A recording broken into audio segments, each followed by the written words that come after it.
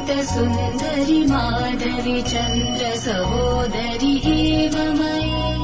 मुनिगणमण्डित मोक्षप्रदायनि मञ्जुलभाषिणि वेदनुते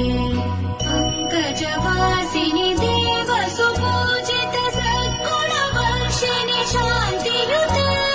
जय जय हे मधुसूदन कामिनि आदिलक्ष्मि जय पालय माम् जय जय हे मधुसूदन कामिनि आदिलक्ष्मि जय पालय माम्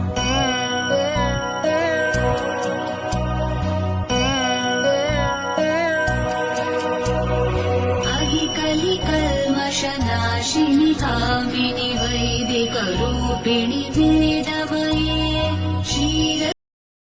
Download ShareChat.